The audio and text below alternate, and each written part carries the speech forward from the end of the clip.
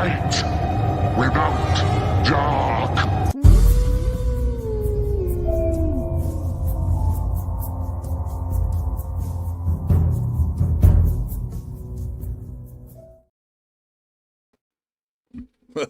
Welcome to the witching hour. Good to see everyone here. All right, let's see who's in the chat already, because I see it was already filling up. First one in, MP the Maniac. What's up, dude? You are out of control. Happy witching hour. Thank you, sir. Warhammer 666 is in here. Who else? Hexbex. MP just posting away. Spirit World asshole. What's going on, dude? Dun, dun, dun, dun, dun. Let's see who else we got. Justin. What's up, Justin? The not so nice guy, as he says. BTA. Nick. What's up, Nick? Good to see you.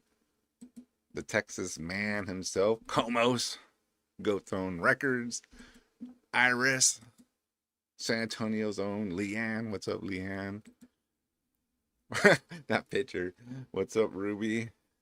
Fucking home loc joke. What's going on? Oh shit, the goat father Tino is here. Fuck yeah, it's cool. We got Jake, the Texas bass, Bo, Paul. He's coconuts for this show. Miss Anthropy, Evan, Eric is here. Asher, BTA. Okay, I think I'm caught up for him a second. All right, well, you all are here to see the man of the hour, Jeff Tandy, so let's bring him on. What's up, Jeff? What's up, guys? Thanks for having me back, always. It's great to see everybody. Pardon me.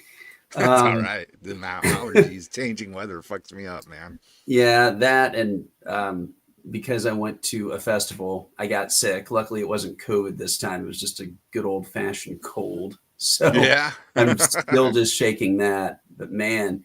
It's almost guaranteed, right? You know, if you go to a big show, you're going to catch something. Yeah.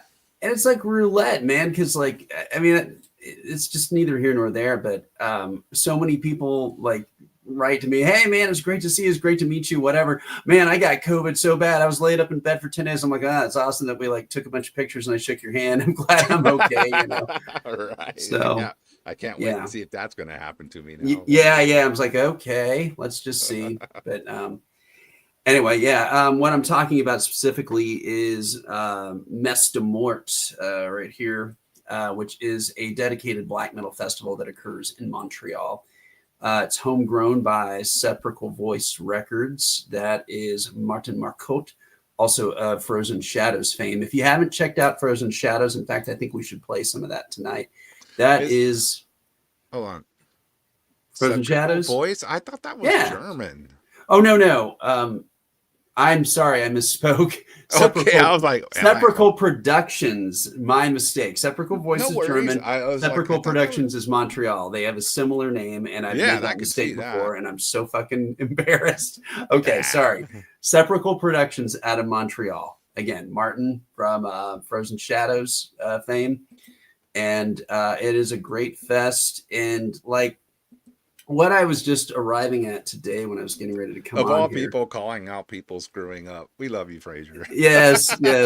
Well, he only knows that because I mentioned it. I admitted it. He wouldn't have known either way. Otherwise, no, he wouldn't have no fucking clue. Wow. No one probably would have. Sepultura, what? Sepultura Productions. Yeah, that's the Caballero brothers. Sepultura Productions. Anyway, so the part of the reason this fest is significant is because it hosts a lot of exclusive bands to North America that haven't shown up anywhere else. Lots of bands from Scandinavia. They have a big tradition of that. This year was no exception with Marduk and War Moon Lord, among others, which was really, really cool to see. Yeah, that's amazing. Like any festival that is curated and directed and focused and not Thunderground, it is being targeted by Antifa.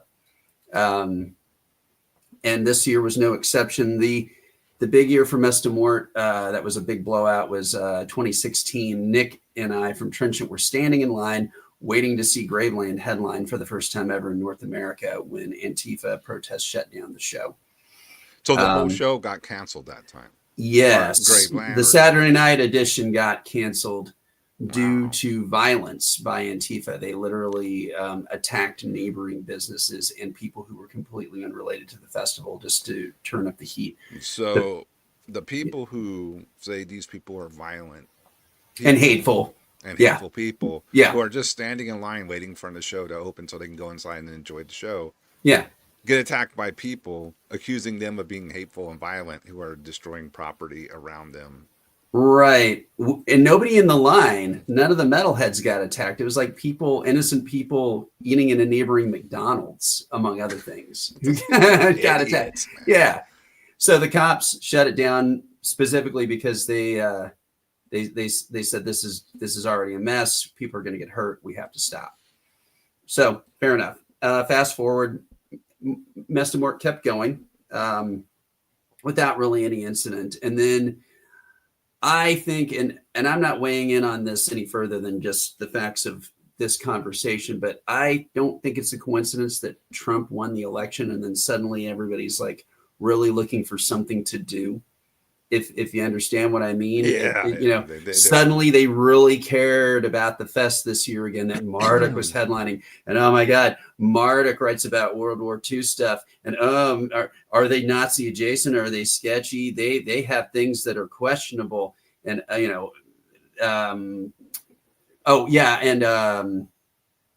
Horna was supposed to co-headline. And, Horna's been on the Antifa list for forever, even though they're not an S band either. So Antifa basically just said, well, we're going to protest this year. We're going to shut it down just like we did with Graveland. To Martin's amazing credit, he worked closely with the organizers of the venue, which is this really cool place called Theater Paradox, which is actually an old cathedral. Up in Quebec, they're awesome already. Yeah, Quebec's very irreligious, and they actually do not have a lot of reverence for those places. They turn lots of their churches into public spaces, and this is one of them. It's this really huge concert hall that's like the interior of a cathedral. And so Martin worked closely with the people who ran the theater, and they actually tried to have a public dialogue with the leaders of Antifa, even though Antifa claims they have no leaders. That's a lie. Yeah. And said, let's have a talk about this. Let's try to sort out this problem that you're claiming you have with us. They flat refused. They publicly refused. So Martin and the venue went, okay, well, we're just going to do the fest. If you guys don't want to try to solve this with us. That's ridiculous. It's incredibly ridiculous. They did the right thing. They got private security to actually create a kind of a, like the lines at Disneyland where it's like the serpentine to get in. Sure. They set those up, and they had weapons checks. Everybody got patted down, metal detectors, the whole deal. They did not want anybody to get hurt or fucked with or sabotaged. And the police were there in force with riot shields and horses and mace, and they used all of them, which was actually pretty satisfying. And the shows went off without a hitch. It was Thursday, Friday, and Saturday.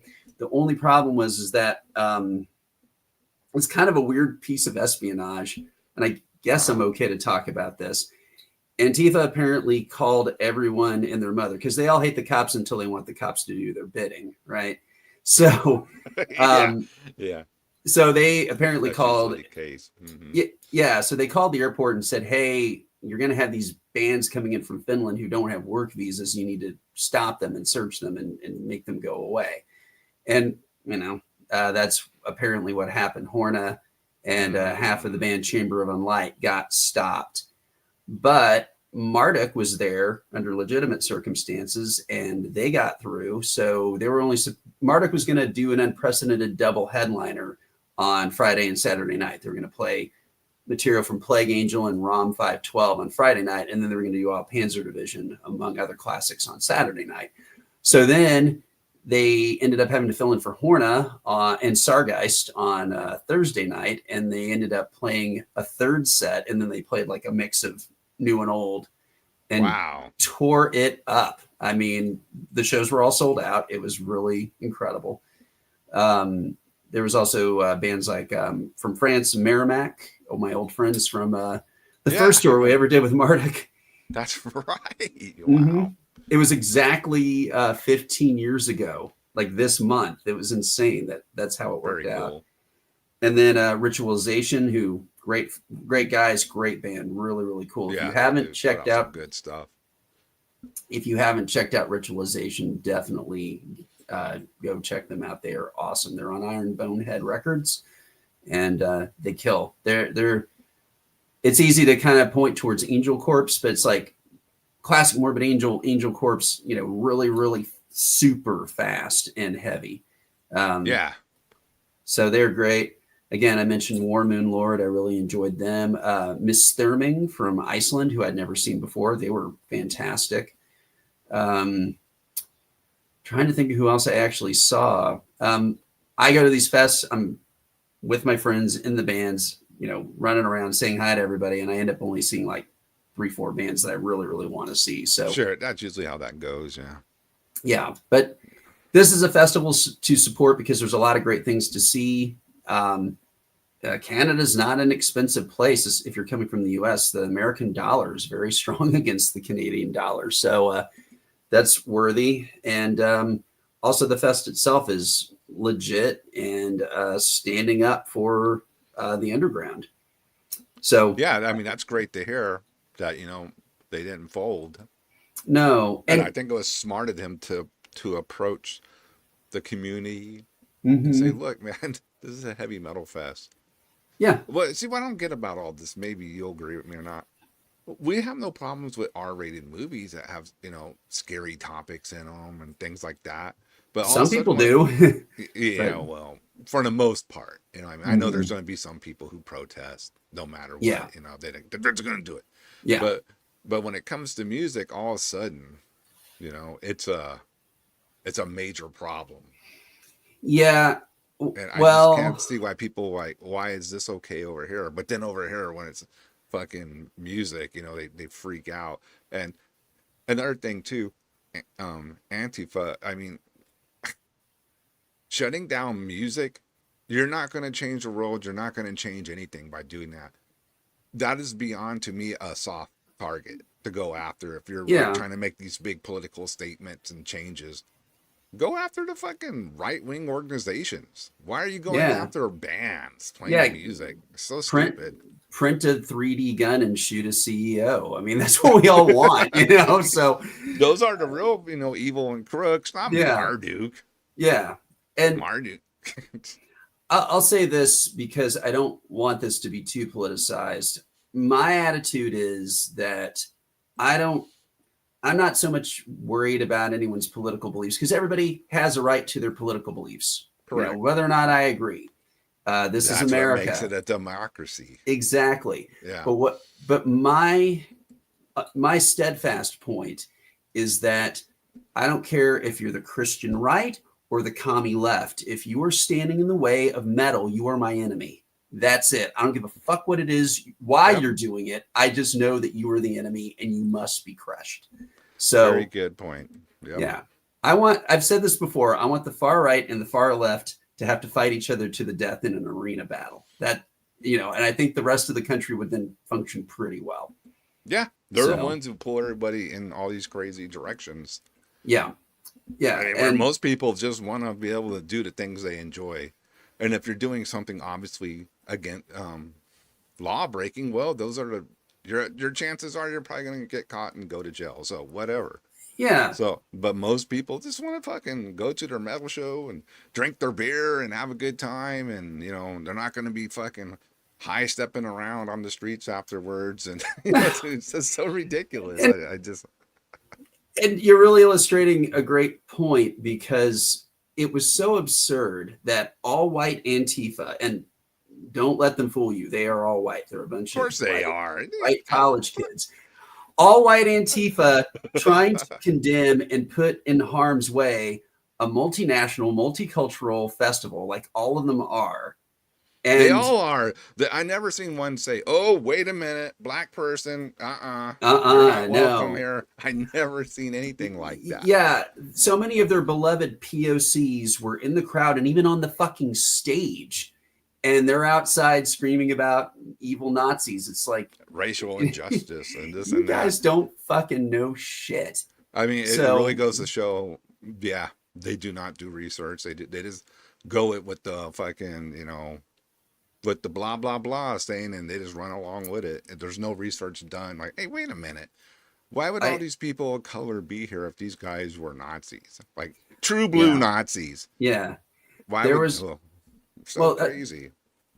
here's my new theory, and this is just a personal one, but there was a fellow at the show who was actually on the Canadian police force, and he said that the incidences of sexual abuse within the Antifa community is just like through the roof, and that's only the stuff that's reported. I So, knew there might like be something like that. like any shitty social movement, it's all about people taking advantage of each other and trying to get laid. This is how the hippies were in the Yep, 60s. yep.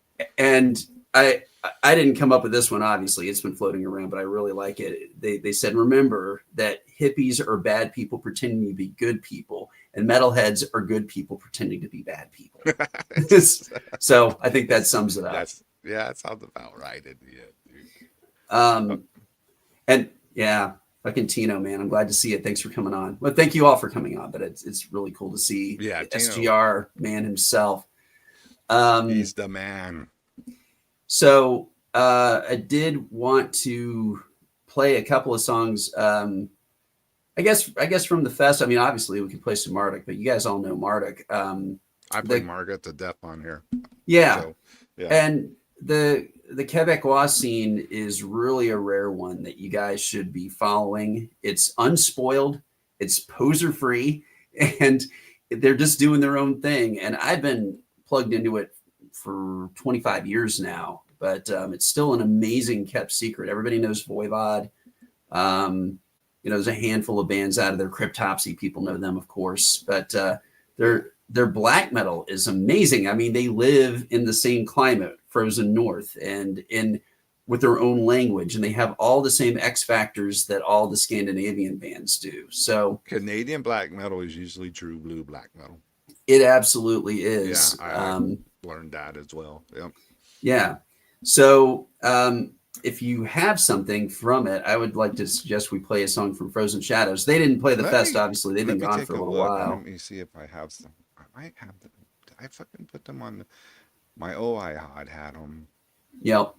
But I don't think I have them on the new one. Well, it's all right. I can find it. Well, I was going to say, if that's the case, we can pivot to Immolation and then maybe play some stuff from them right away. No, I want to play some Frozen Shadows. Yeah. If you can, that would be awesome.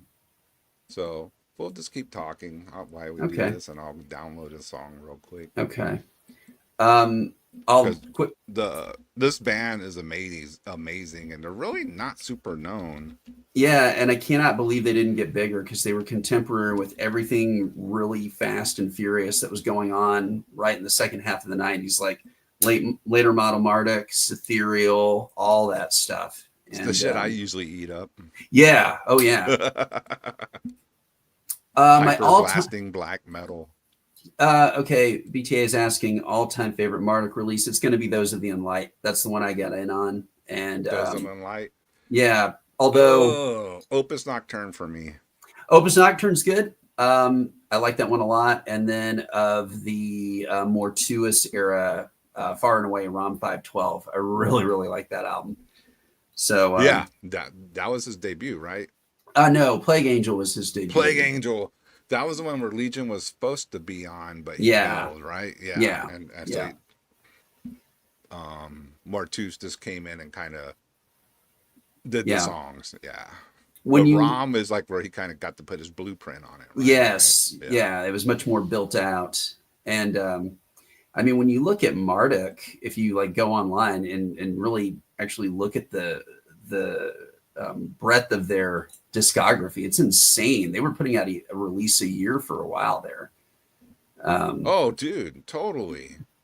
You know, if it was an EP, a live album, I mean, what have you? I mean, they were incredibly prolific. They were easily the most prolific black metal band of their era, and they never caved. You know, so many of the other bands, especially the Norwegian bands, entered the matrix with their sunglasses and the slicked back hair and the trench coats, and Marduk didn't do any of that. You know, and they deserve a whole lot of credit for that. I mean, I'm biased. They're my friends. I've toured with them a whole bunch of times. You know, I was doing stage tech for them at this show too. So, you know, I'm always in the mix with them. But I mean, I was a fan, you know, well before I ever worked for them. So, Oh yeah, um, Jeff was the dude that turned me on to Marduk. I can remember yes, at yeah, Hogwild.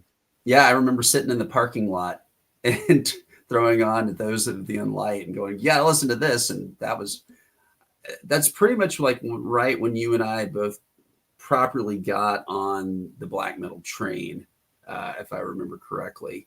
I It was would like, agree with that. Yeah. yeah. Any Let me luck? see. I might just share it from. Oh, it's giving me such a hard time. Hold on. I got another plan. I was trying to download it, but it's just Mm, fucking. It's not working here. So we're gonna try something else. I can do this. I'll just share it straight from YouTube. yeah, do it. So this is gonna look weird for a second, but we'll find. Okay, go ahead and give a little more back Uh, story on this Frozen Mort Shadows never Morts. played live. So that's, I think, part of why they didn't catch on as big as maybe they should Hmm. have. You guys Hold got to on, hear this sorry. drummer, even by like current era standards. It's Dude, I fucking think I nuts. read that the drummer like was hired in like different bands later on, like Black Dahlia Murder and all that, and he was like, because he's so Oh, damn good. yeah, That's terrible, but same time they probably like the people were like, hey man, this dude's amazing, drummer for yeah. hire, you know.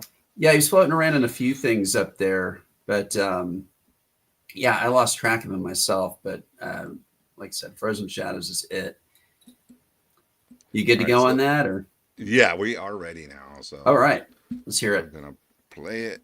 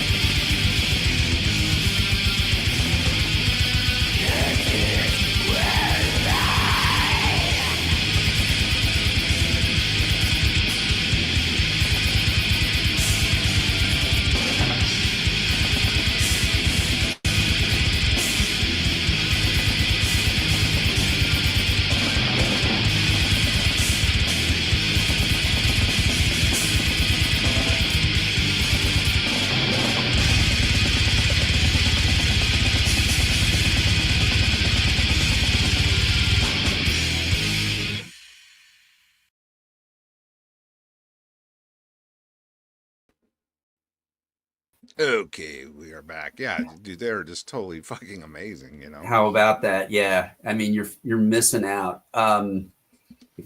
Thing I was going to quickly say, I saw somebody mentioning, looking it up online, saying that the CD was really expensive. Don't worry. The good news is that all the Frozen Shadows material will be reeditioned on Osmos in 2025. So you got something to look forward to. Osmos. Okay. Yeah. I was just gonna say, beat me to it, but I was gonna say, man, we need to hit up Hell's Headbangers because it seems like that'd be like right up something to rally to put out. You know, it's just fast Mm-hmm. black metal, no nonsense, the way it should be. Yeah. But Osmos got it. Nice. Now I remember you turned me on that band years ago, and I got it. And I already got the CD, so I'm good. But Mm-hmm. yes, now everybody doesn't have to pay those crazy prices. They can get Yeah. out of And get some of the attention it deserves too. So, yeah, but Osmos it will. yeah. So that it's just people tuning in that the dude from that band is the festival organizer, right? Yes, of Sepulchral Productions. His name is Martin Marcolt, and Okay, and great he is a job. stalwart. I mean, he's basically every scene has like a mastermind, and he's definitely the mastermind of the Quebec underground. I would say, or one of them anyway. Yeah, like One of the top, one of one of the the dudes that top knows the deal. organizers. Yeah, Yeah, very cool. yeah, and again, total admiration for what he did with that fest, and also doing it in the face of opposition. Again, that's what metal.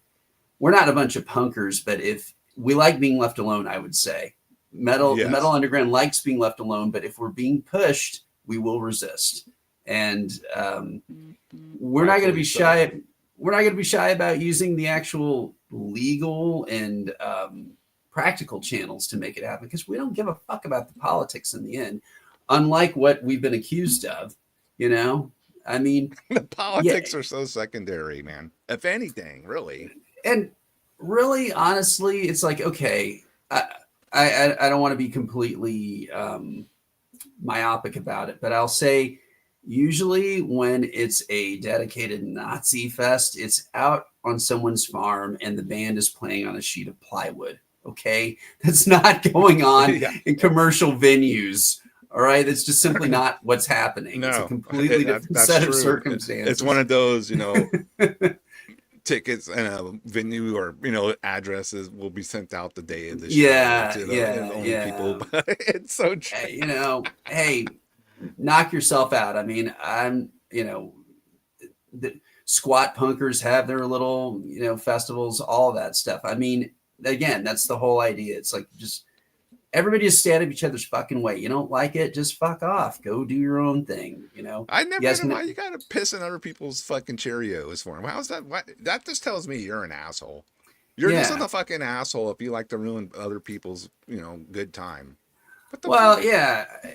I mean, these are people who, in my opinion, because of whatever the fuck is wrong with them, which is a lot, they are unable to have good times of their own. And as we've entered into the 21st century, I learned this just from personal experience in dealing with um, a handful of fuckheaded fans over time. I learned that if they came at me or tried to make any trouble for me, not politically, but just, bothering me personally, and I got mad and told them to fuck off, that was exciting to them because that's attention, And I'm like going, holy shit, we're talking about a whole generation of people who are thriving now on negative attention because that's all Oh they yeah, know, oh, you they know? like they love to say, "Oh, I triggered them" or whatever, Yeah, yeah, fucking yeah. boner off of that, man.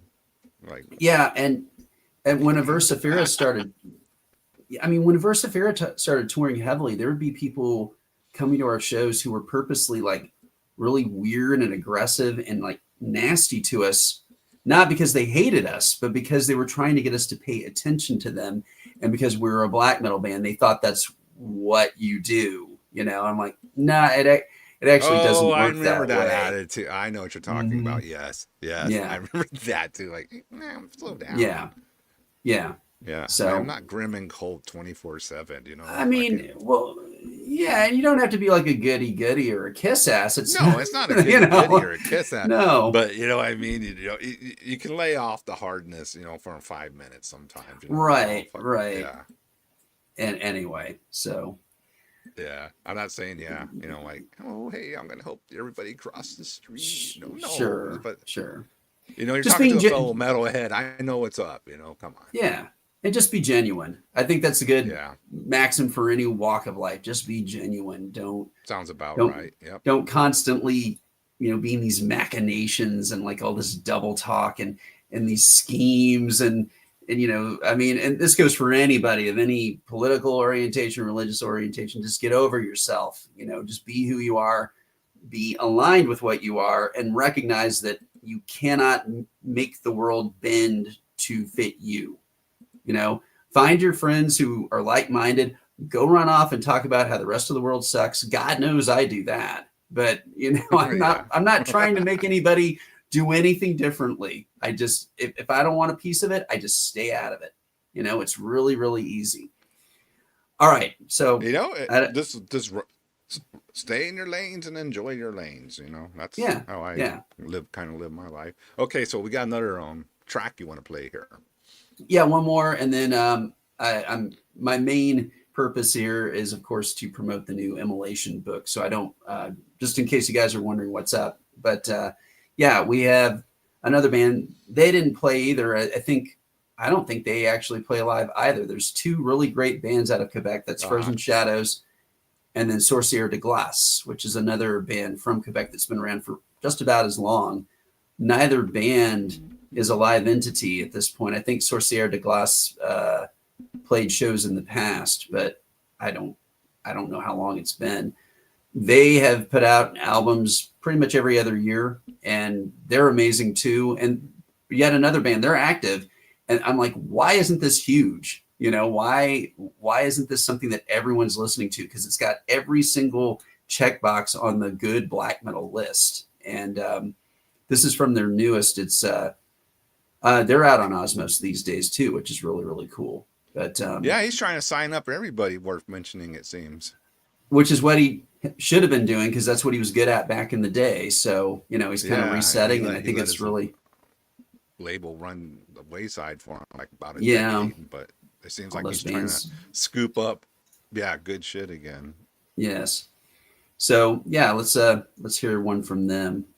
All right, let me get that shared. Let me know the sound. Should have had sound last time. I don't know quite happened there, but I'm gonna hit the play button. Let me know. There we go. There we go.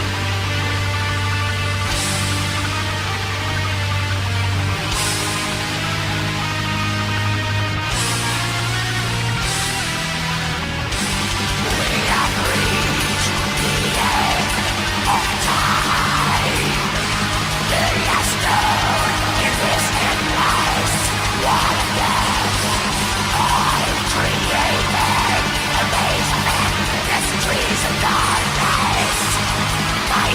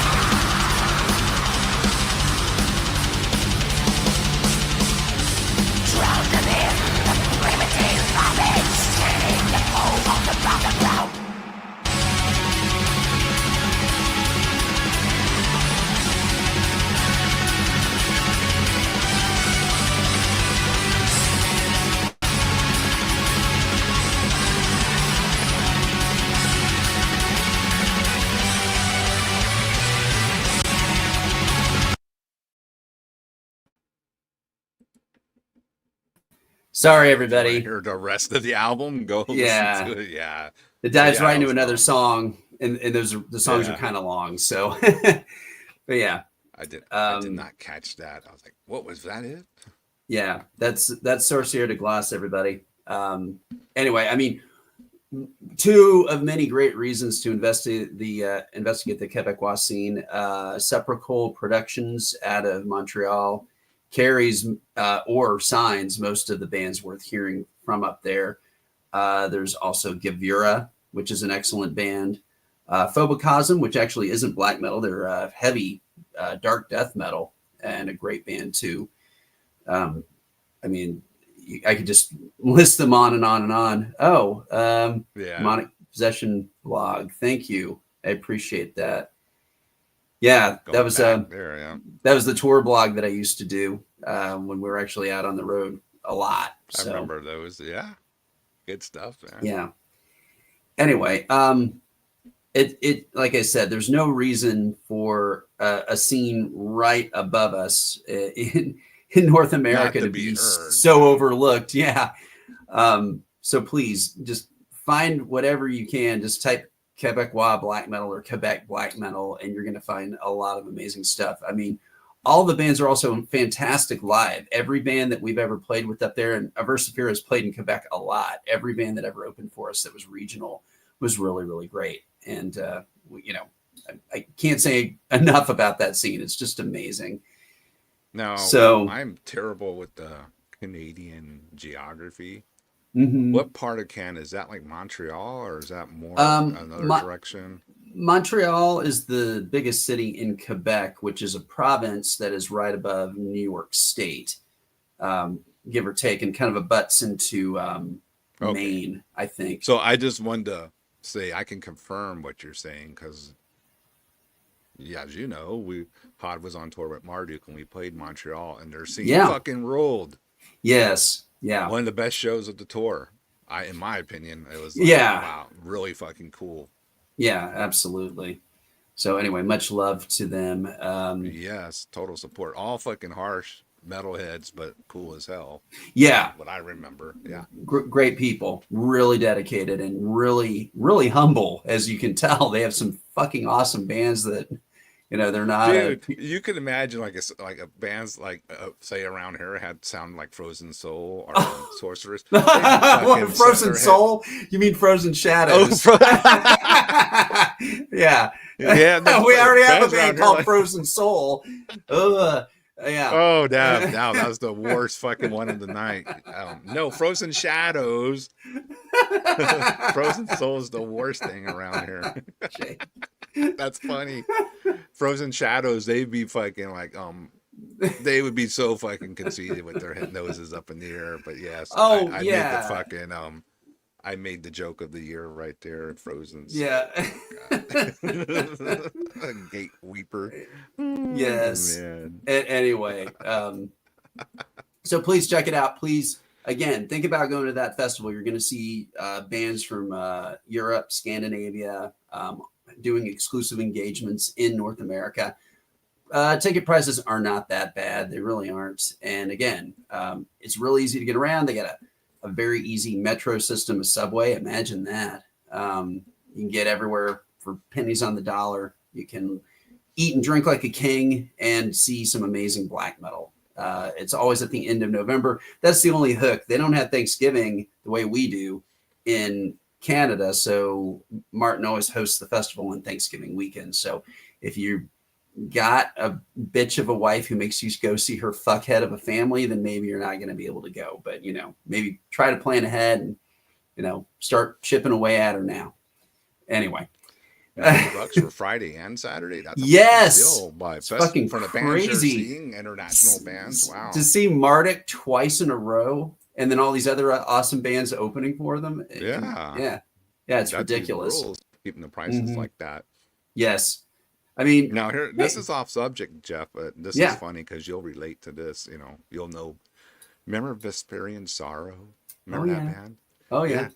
One time they were playing here in town, and they were playing with another band we wanted to see, but we didn't know where it was, and we are trying to remember. So I told my wife, "Hey, look it up and see what happens." And so she looked it up, right? She goes, "What the fuck is all this?" And I came over, and it was all this gay stuff. Really? And I was like, "Yeah," and I go, "What? What?" she used to say Vesperian homo so much she searched Vesperian homo. Oh, Yeah. what the hell? Yeah, because she thought the band was totally gay. Yeah. I know. She just called them that. What was going on though? Were they playing? It was some show here in town, and they were one of the bands on the bill, and there was another band we were slightly interested in seeing or whatever. Right. So she just typed in that to see where it was going to be. And it was like a gay club or something. Or? No, she searched Vesperian homo. Instead of she did. Sorrow. Yeah, because she just used to say it so much. She actually typed in Vesperian homo. Okay, I didn't understand. Oh my god. And I said, "Well, you search Vesperian homo," and she's like, "Bah." Yeah. Yeah. Wow. Yep. That's my wife right there. All right, let's transition now into the Immolation book. Yes, got it right here. This is the definitive. I'm gonna put you solo so we can actually get a good look at this. Thanks. Okay. Man, this shit is lagging. There you go. All right, solo layout. All right. So this is the book Into Everlasting Fire, the official story of Immolation. And it was published by, I'm going to make a disclaimer right here. It was published by Decibel Books, as in Decibel Magazine. I have had a lot of unkind things to say about Decibel over the years because I think they're very much a scenester outlet. Yeah. But the one thing that they have done right consistently is support Immolation. Yes, and also Kevin Stewart Pankow, the writer, he's been around forever, writing for magazines all over the place. Cool guy. He wrote this book. So, and he put it together really quick. And I am in it along with about 1,000 other people telling stories about Immolation from back in the day up to now. The book is long. It's, let's see. It is 450 pages. Some of that is photos and, it's not like War and Peace. It's not like super dense print, but it's a lot of stuff. It's the 35-year history of a band. It's got tons of old pictures. Got Ross with the mustache, if you're into that. Long hair Bob. Long hair Bob. Lots and lots of recounting of just different moments in time with the band. Part of the thing is like you talk about a key band like Immolation. I'm just looking for some more examples of what's going on in here. Yeah, just lots of tons of text, tons of sidebar pictures that goes chronologically, and it tells the story of not only Immolation but of the scene as it was at the time, because Immolation that's the cool part, getting to hear the formation of the scene. Yeah, because Immolation and those guys are so humbled. They will never take credit for this kind of thing, but it's all right here. It's explained here. Immolation were really, really important to the formation of the American death metal scene. Particularly what you now know as New York death metal. Officially, when you're talking about New York death metal, you're only talking about like 2 or 3 bands. You got Immolation, Mortician, a little bit right after that, Suffocation, but then people talk about Incantation and stuff like that. And that's all tri-state area. That's like New Jersey and Pennsylvania. And they all kind of coalesced into kind of a scene and a sound that everybody knows. But when you're talking about New York death metal, you're really talking about Immolation. And they connected so many dots between bands and were, heavily involved in just, again, the formation of the scene. It talks a lot about agoraphobia in here, if you're a fan of agoraphobia, and because agoraphobia is not going to get their own book, so it's really cool to hear about them in the book and their contribution to the whole movement. You get interviews with just about every stalwart that you've ever heard of from back in the day. You get all the stories about all the early shows and what those were like, in the New York area, all the venues that you've heard about, like G. Willikers and of course L'Amour and the Ritz and all those types of places. And it's not a tell-all, because anybody who knows anything about Immolation knows that they are actually really just solid, straight up kinds of guys. They're not partiers. They're not fuck ups. They don't have a bunch of ridiculous drug fueled adventures or anything. It's not a story like that at all. They're what actually is pretty hardworking dudes that got where they got now with hard work and dedication. Yeah, absolutely. And coming by it very honestly and very humbly in many cases. And my takeaway from this book, I mean, there's a lot of lore that I didn't even know, because I wasn't there from the very beginning, obviously. But sure. At the same time, I mean, most of the details are not a surprise to me, because I've known them for so long. But I mean, for people who are fans of the band who don't know the whole story, it's a great summary story of their existence, and again, of the scene's genesis. And the part that's funniest to me is it's because it's not a tell-all. It's not like, again, a bunch of drug-fueled mania. But what it is a story about a bunch of guys who worked hard, came by it honestly, and then sometimes shit went wrong despite all their best intentions. But yet they're still here. Yep. They're coming out on top, and they've got a book. They've actually got a big fat book about them. And I think that's a real triumph and a real statement. It's like there's not even a deicide book yet, or a Morbid Angel book, but there's a deicide. Is there a book. Cannibal Corpse book? No, Cannibal Corpse. And they're like the biggest selling, right? Who's the biggest selling? Is it Cannibal or deicide? It is it's Cannibal at this point, yeah. So Immolation still got a book before them. Yeah. That's great. I love it. Cannibal Corpse had a really comprehensive documentary that came out about them. Oh, yeah. That was really good too. I mean, Immolation's in it. That's right. Yes. Yeah, they figure prominently into wearing it. the Versiferous shirt. Now, interview. Yes. That's cool. The sales of that particular shirt went up very sharply after that documentary came out. And we only had like a short run of those left, and they were gone instantly. So that was thanks to Ross and Bob, Ross specifically, for wearing it. But it's just so cool, because I have known Immolation since '92, when I was 17, and stayed friends with them and became better friends with them once they became more active again. They had the big lull between Dawn of Possession and Hereinafter. And I'll go ahead and just tell the whole thing. Let's air it. Let's do it. I stayed in touch with Ross. We were always pen pals. And then finally we just did the thing where we went, man, fuck this. Let's just exchange phone numbers. And then we were just talking on the phone all the time.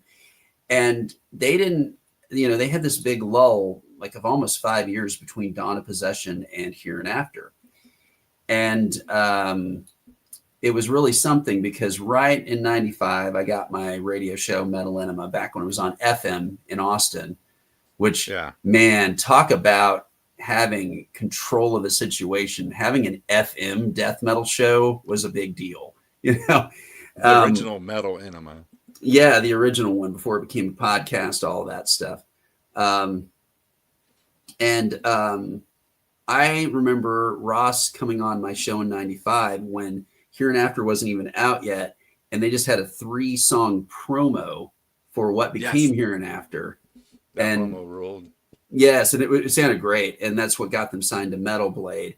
So we debuted that on the radio. No one else had played that yet but us, so that was kind of a mark of distinction. Whole points right there. Yes. Yeah, and then it was me and Sam, the guitarist from Versifera. We weren't even a Versifera yet at that point, but it was so cool because we pushed Immolation so hard and made such a big deal out of them. And then when they came back with Here and After, everybody was really paying attention because we just made such a big deal out of them.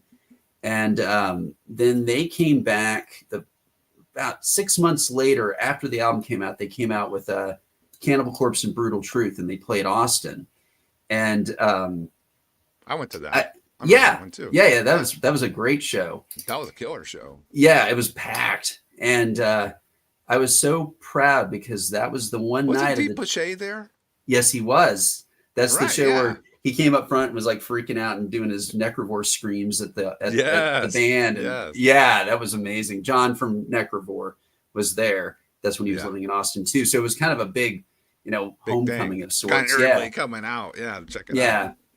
And that night, Immolation outsold Cannibal on merch. And they tore it up, man. Yeah, and Ross came over and said, "You guys did this." Yeah. And blew you up locally. Yep. And like days after, Sam and I would be driving around town near campus, UT campus, and we would see people that we didn't know wearing Here and After shirts. And that was really, really a great feeling to know that, we'd done our part to spread the word about that awesome album. And I mean, that was kind of, again, when they started to reignite, and then they of course came out Failures for Gods, which was awesome. We all saw them originally at the DMZ. Yes, that was when I met them. Yeah, with Gorephobia and Hex, HEXX. And apparently Ray, Equitant, and Prescriptor were at that show too. They were, and I didn't know them then. Yeah, we didn't know them. We had no idea, And it was like what, maybe 30, 40 people there top? Oh, yeah, maybe. It was like 30, period. Yeah, it was not a big, giant turnout. Right. Great. But they were great at that show as well, man. Yeah. And Mike Sleven and the guys in Divine Eve were there, too. I met them there the first time. We were all 15 and 16. So that makes me 20 or 21. Yeah, that's right. That's right. So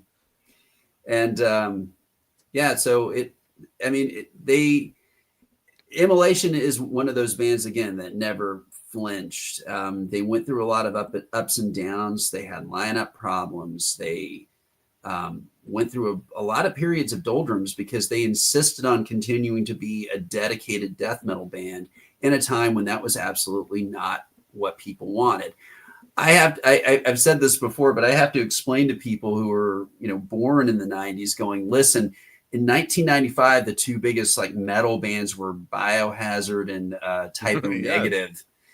Death metal was not on the map. I mean, by 95, it died a hard death in the mainstream. That time. Yeah. By 94, it had choked out completely. Every one of the good bands, with the exception of exception of Deicide, Morbid Angel, and Immolation, all the other bands of note had put out a turkey album at that point. All the third albums from so many of those bands were not great.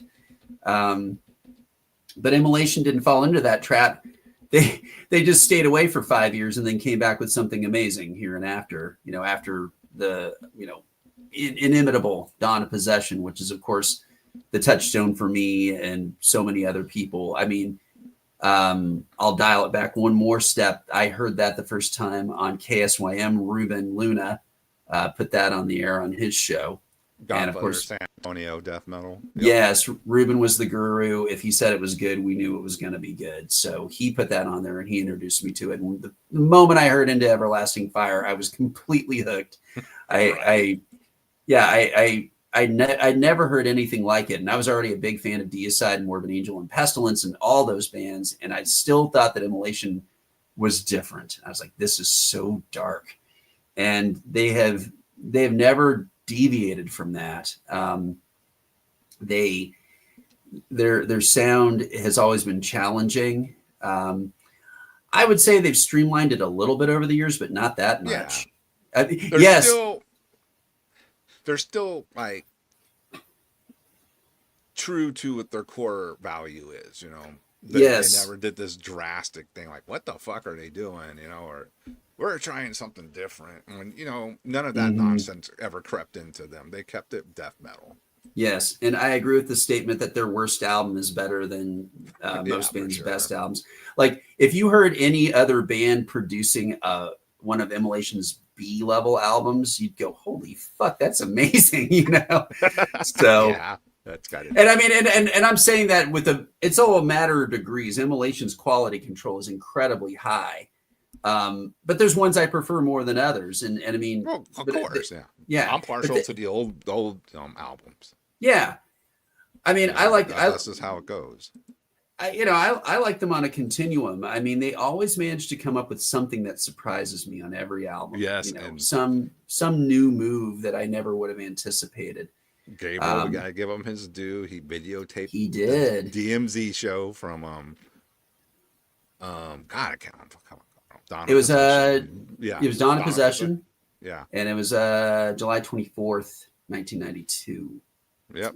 That's so when you see that on my show or pop up elsewhere from San Antonio, this is the dude, Fruit. You got him his credit. And they've never, I mean, also, yeah, someone was talking earlier about Ross's barbaric voice. I mean, Ross's voice is indefatigable. I mean, he never blows his voice out. It has not gotten softer or weaker over time. I mean, it is it's unstoppable. I mean, and I think that's partly the feature of guys who have always taken care of themselves. You know, like I said, they're not hard partiers. They're not fucked out that way at all. They're just very, very serious and industrious and, you know, about getting it done. Well, I mean, you can, you know, if you want, you can go that route and be that dude. Yeah. You will burn out fast. I've seen it happen to all the guys I know who did it. They burned out. Yeah. You'll end up like the Hoffman brothers. Who wants that? You know? Yeah. I mean, I'll allow, I mean, I've never done drugs. I'm never going to do drugs. I'm not into that. But I'll say this. I acknowledge that there's certain bands that kind of had to be just that fucked up to accomplish what they did in terms of that blind ferocity. Early Deicide is definitely a crucial example. That was a band that was on a lot of drugs and it was really, really ferocious. But outside of that, I mean, you know, there's going to be a price that comes due if you don't find a way to step away from that when you're at that tipping point, I think. Yeah, but, I think that's a good way to say it. You get to a tipping point and you're going to have to figure out another route or you're going to be like your fucking parents telling you, you know. But yeah, you can only go with what you've seen with your own eyes, and I've seen it with my own eyes happen to so many people. Yeah. Yes. But Immolation is basically a survivor's tale in many ways, even though you know the book isn't a bunch of drama. It's just great stories. But I mean, they put up with a lot, and they put up with a whole lot of years of being really, really underappreciated. And as much as I sometimes get frustrated with, I mean, I think it's finally leveling out again, but you know, OSDM and sort of the trendiness surrounding that. I am not sorry at all that Immolation got put up on the pedestal that they deserve in the course of that, because they're the OST of the OSDM. You know? Pretty much, yes. But also Bob Venya refuses to agree that I consider him a pioneer of using pinch harmonics as part of a riff composition, not just an accent, because you can't play most of his songs and have them actually sound correct without the pinch harmonics. That's part of the riff. That's true. Yeah, that's part of the song. It's not an accent. Yeah. No, like I said, when I heard Into Everlasting Fire, that break in the middle, I'd never heard anybody do that before. Not like that, you know, where, I mean, you can't play it without doing the pinch. So, yeah, without that, it's not the riff. No, it is not. He also made it. Zach Wilde throwing in pinch harmonics. No, just peppering it with. Yeah, it's like it is the riff. I would say also, just kind of as an aside, the height of that, I think for Bob, was on Close to a World Below. That album is, I mean, there's some Daredevil composition stuff going on in that album, and yet it's so massive. If you are new to Immolation, I can't believe you're watching this show and you'd be new to Immolation, but there's a first time for everything. If you're new to the band, I mean, Dawn of Possession, their debut, is an absolute must. It's a template. But everything they've done is good. And Close to a World Below is one of my big favorites. That is just humongous. Such a great album. That album is produced really well. Yeah. Is that where they got the new drummer? Well, the new drummer. No, that was the last one with Alex Hernandez, who, man, I loved Alex's playing. Well, what's the third album? I thought it was Close to the World Below. Oh no, that's Failures for Gods. Oh, was Failures before that one? I don't even remember. Yeah, what a great cover that album. Yeah, has. Yeah. The first two albums feature Craig Smolowski, formerly of Agoraphobia, and then third and fourth feature Alex Hernandez. Alex did a lot of time on the road with Immolation, and and he also did Unholy Cult after that, which was their fifth album. So, and I'm saying all this from memory, so I'm hoping I'm correct because I know Ross and Bob are actually going to be checking this out. I don't think they're on tonight, but they're gonna see it. So I want to make sure I'm saying it right. I know everybody gets you, man. If you make a misspeak or something, yeah. God, all right, sorry. Yeah. You know, Dawn of Possession half sleeve. What? No, I'm just reading this. Dawn of Possession half Ruby. sleeve. I have a Dawn. Well, that rules. Makes sense, Ruby. Yeah. I've got the Fallen Angel on my back. I just got it refreshed after 30 years of having that. That was my first tattoo. I remember that. Yep. The links you had to go to hide that from. Yeah, I had to hide tattoos from my parents back then. But it's so funny. Yeah. This is a long time ago. Yeah. Still in college. Yes, bass mix on Unholy Cult is great. You really get to hear Ross do his thing. Ross is like completely underrated as a bassist. He's a great bassist. And he's known for his vocals, and he should be because his vocals are really, really his distinct. playing is fucking killer. Yeah, he's a really dark, tight, powerful drums, player. Man. Yeah. Yes. Yeah. Great rhythm guy. And of course, these days Alex Books is in the band. He's formerly of Agoraphobia and also of Incantation and Funebrarum, but the perfect guy to step in. We've talked about this before. I mean, yes. I can think of at this point the perfect guy to step in. Yep. Yeah, and he was there from the very beginning. I mean, you would talk about a full circle. Yeah. Yeah. But I don't know what that means. That's my violate. Hey. Oh man, you saw Immolation in '89. That's amazing. Yeah. Hell yeah. Yeah, you got me beat. You got the Morbid Angel vocals version probably, right? In '89. Yeah. More evil. Well, you know what I mean. They sounded more Morbid Angel-y back then. Yeah. And all those bands were cross-pollinating. Immolation brought Morbid Angel up to New York. I think it was the first time they'd ever played up there. Morbid Angel came up and they had a yellow school bus that they traveled. I think that's the one John was talking about, right? John was with them. With them. Yes. With the gun and everything and all that. Mm-hmm. Nowadays, you fucking get a life sentence for something stupid like that. Yes. So much laid back on those things back then. Yeah, and they parked that bus in front of Ross's mother's house in Yonkers, this cute little neighborhood that he grew up in. People called the cops. I mean, yeah, Joe, it was. What's up? That's Joe from Remains, right there. Oh, right on. Hey, man. Yeah. And Ross told me that there was like a mall right down the road from their neighborhood, and Morbid Angel got jobs painting the mall on their off days so they could actually have some money while they were on tour. So it's pretty funny. We went to that mall and he's going, yeah, Morbid Angel painted this mall.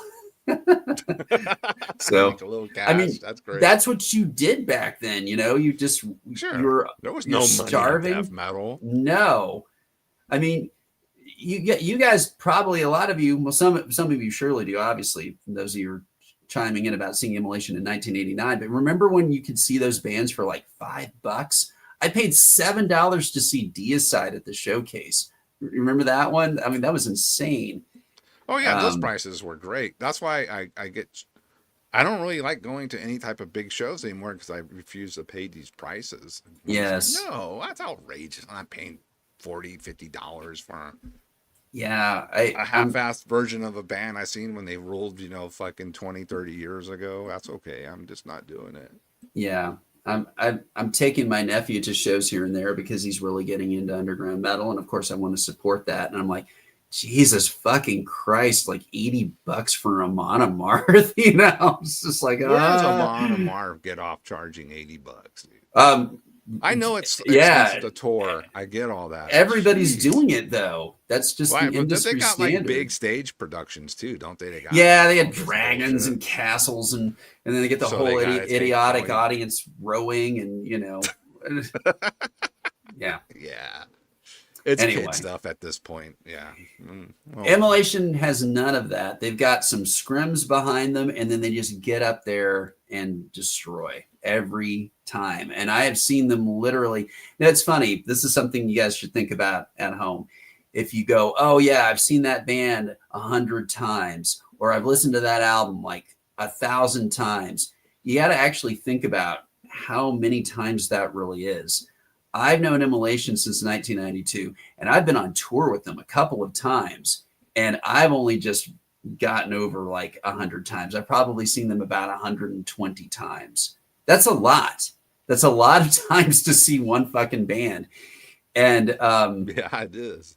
and I actually did the math once. I'm going, oh yeah, I listened to Altars of Madness like 1,000 times, and I went, shit. And I actually did kind of the math on it, and went, I've probably only listened to the album about 600 times since I got it, because Only 600. well, no, I mean it's probably more like 800, but it's not 1,000. It takes a lot to get to 1,000 rotations of anything. It's kind of like every time you go play a show, and then, or you go to a show and then your friends are playing the show and they're like, oh yeah, there was like 200 people in there. There was 90 people in there, and it's not that you're trying to debunk them, but it's just like everybody overcounts. So yeah. That's it's different. that's normal. Oh, top 5 death metal albums. I can see the chat. Wow. Okay. That's actually not that hard. I see that one, but okay. Okay. Ryan Parsons is asking. Oh, here we go. I got it. What's my top 5 death metal albums? Okay. First Deicide album, Altars of Madness by Morbid Angel, Dawn of Possession by Immolation, Consuming Impulse by Pestilence, and Legion by Deicide. There you go. Yeah. What about you? What are your top 5? You probably name I'm almost with you, but the only thing I'm gonna change out, because I have to think, is I'm gonna have to change out Legion, and I have to throw in Incantation Onward to Golgotha. Oh damn, that's a close one. Yeah, I mean that's tough. To limit it down to 5. Woo! Why Pestilence? Consuming Impulse is a perfect death metal album. I mean, that album right there, that's all you really need from. I mean, I know there's other people like the first one too, which is a good thrash. It's a good album, but Consuming, come on, dude. Yeah, that is that guitar tone is like the guitar tone, the riffs, the drums, Martin's vocals, the lyrics, every song, the production. Harris Johns produced it, and it just sounds.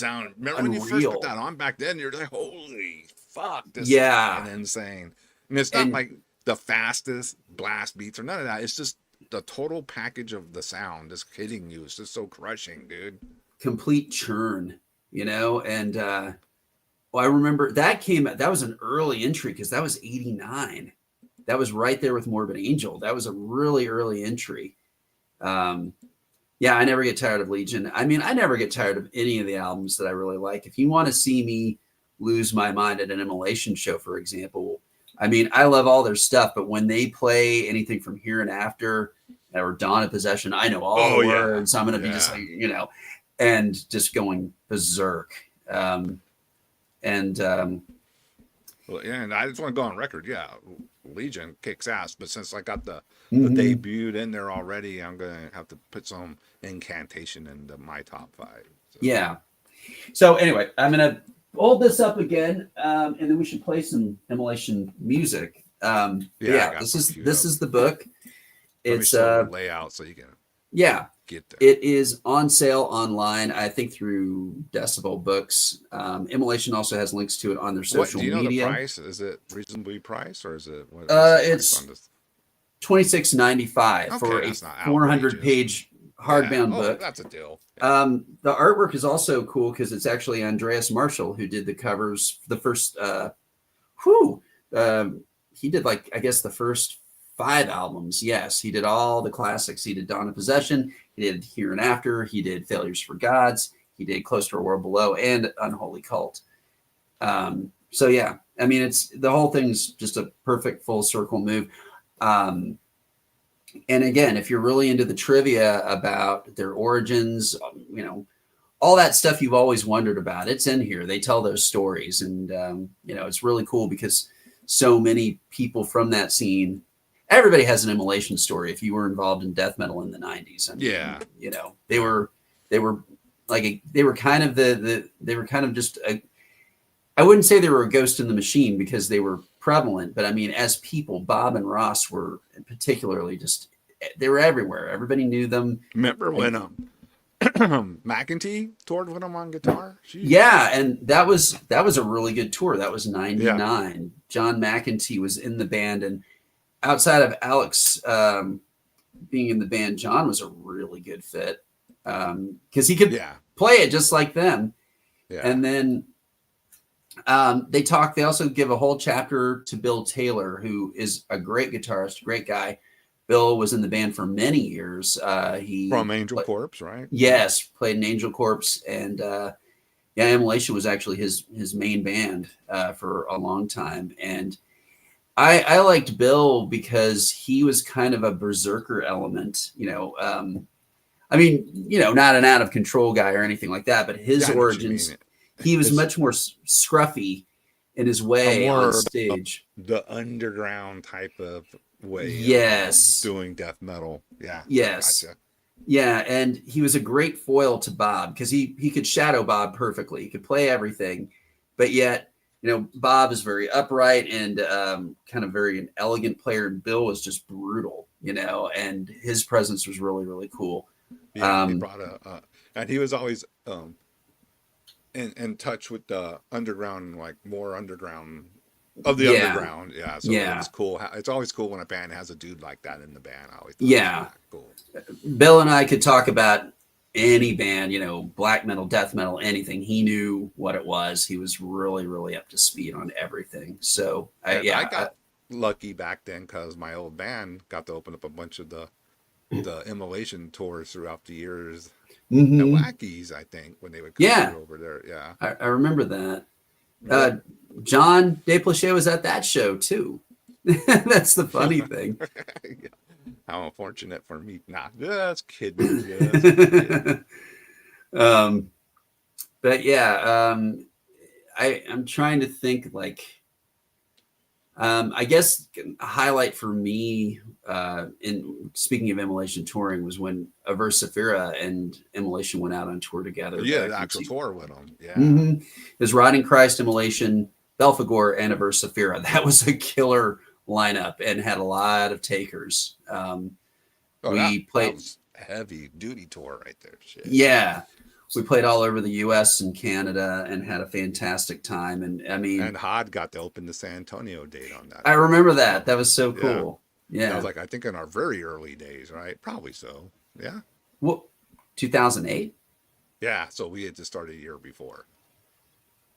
Hod. Yeah. Of course. Yeah. Hod. Like, I don't know why I was thinking of Thornspawn. But sorry. I know. Like... I remember Derek and Jorn were still in the band at the time. So I was like, it had to be early. Yes. I remember that. Well, I remember also you opened for Immolation. Well, no. Yeah, I remember that one, but wasn't that at Sanctuary? No, it was at I remember Hod. It was at. Well, we played some Sanctuary shows, but I don't think not with Immolation. Maybe like Dark Funeral. You guys did it with Dark Funeral. Yes, I remember. Dark Funeral. That was White Rabbit at the time, but the one was Right. it was the one off of Broadway when you guys came through. Off of Broadway. Why can't I think of it? Jake Payton, Jake Holmes. What was that club on Broadway called? Where was it again? Why can't I remember all of a sudden? Right off the river on Broadway, downtown. Well, I want to say Rock Bottom. Rock Bottom. Yes. How could I forget that? Where we had to, that room was fucking packed, and we had to like move through the crowd to get onto the stage. Oh my god. Yes. Rock Bottom is known, like people say, oh, you think CBGB's was like bottom of the barrel? Wait till you play a place called Rock Bottom in San Antonio. I was like, what? Some chick who was co-running that club or whatever fucking yelled at me for using. They had like a private bathroom. It was probably the owner's wife. Yeah, she was a cunt. I'm going on record. Oh, well, you could say that. She always was cool to us, but people have different experiences. So there you go. Well, it's not like I messed the bathroom up. I just used it, and we're the band. There wasn't anybody in the club, and I just used the restroom. And then she like yelled at me about it. I'm like, who the fuck are you? Yelled at you for using the restroom? Well, there's a private one, and apparently must have just been for her. Although it didn't say like keep out, club staff only or anything. I gotta piss, man. Yeah. Oh yeah. Anyway, way to deal with that a lot. There was always, I mean, this sounds really tacky, but it's just the truth. It's like whenever we'd go to a club, whenever there was an owner's wife at the club, this is like any tour that we did. Whenever there was an owner's wife present at the club, she was always a fucking cunt, without exception. And she wasn't stressed out or something. Yeah, always stressed out. But she wasn't handling the money. She wasn't part of like the arrangement. She wasn't doing the sound. She wasn't even usually running the door. She was just there before doors open, being a cunt. And I mean, I don't know what it was. It's like if we went there and it was a woman who was actually running the club and doing the deal, of course it was fine, just like any other situation. But it's like there's something about a club owner's wife. I don't know what it is. Nothing to do with anything. Yeah, it has nothing to do. Yeah. Who's not involved in the production? Always a cunt. Anyway, I mean, that wasn't even. Yeah, I was going to say that doesn't have anything to do with Immolation, but I'm sure they'd probably laugh and go, "Yeah, that's happened," But or they're a cunt, or they're a horrible slut behind the guy's back, and I don't know about. Probably. No, those are things I see. Not saying that particular person, but certain other people. Like, ugh. Yeah. I'll tell you stuff I'll tell you backstage. Yeah, people, and you're gonna go, ugh. Yeah. Vomit. No, I gotta hear this. We're not gonna. I don't want to get into slander on the air. The internet.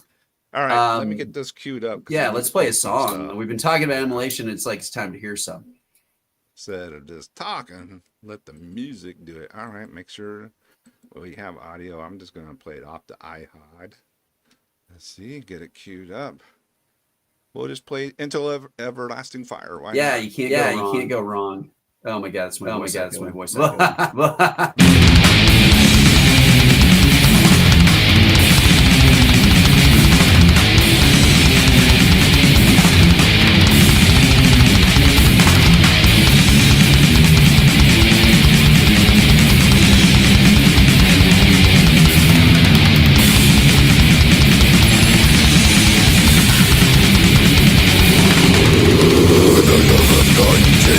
The body eagles side of man, evolving good. If the dawn is boiling with impurity, though the dawn is cultivating, dominate, backward sky, creating a point of light, neither of the night, angel fall. Their ways decay, the rhythms of praise, souls from their graves, spoken prayers, to comfort the objects of his rage.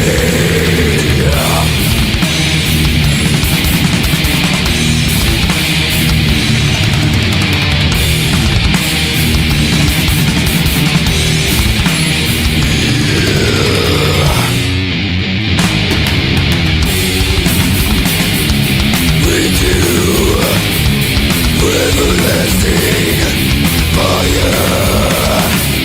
Don't think back, now the truth is fully truth. Hear the self-trafficking, but I'm joy my own deceitful ways. Morts created in the living, now destroyed, taken theory, disregard for their life. People now condemn, denounce me. All of sin back in heart, from the dead, forgiving God, exalted high. Please forgive our sin.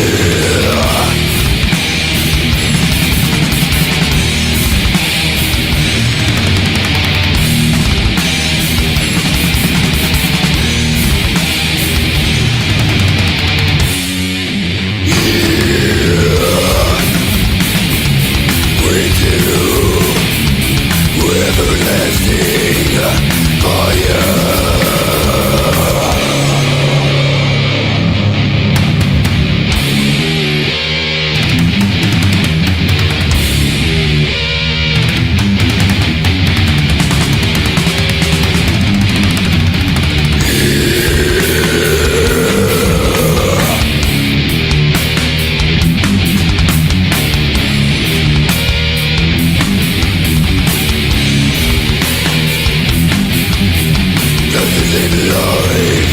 In death, turn of God, destitute, praise of love, loses hold, bond of trust, misconceived, tears erupt, fall to hell, grasp my fear, die and work.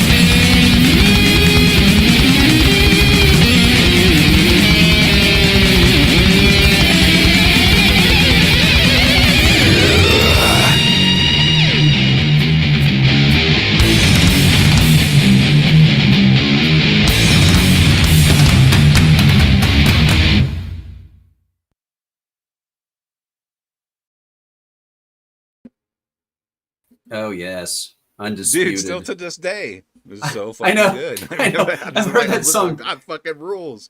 I've heard it hundreds of times, and I never ever get sick of it. I mean, it is a masterpiece. It is one of the masterpiece songs of the entire genre. I mean, the whole album is amazing, but that song, man, it's unparalleled. It's really something else. Yeah, it's definitely one of those albums. If no one doesn't know, how do you define death metal? That's what, like we were just talking about earlier. That's one of the album names you throw out. Go listen to this. If you want to hear death metal. Yeah. That's absolutely an album I would use to introduce people to the entire genre. You said it perfectly.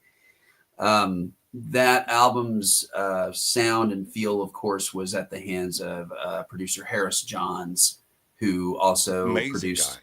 Amazing. He produced Consuming Impulse from Pestilence also, along with Killing Technology from Voivod. Pleasure to Kill Pleasure from to Creator,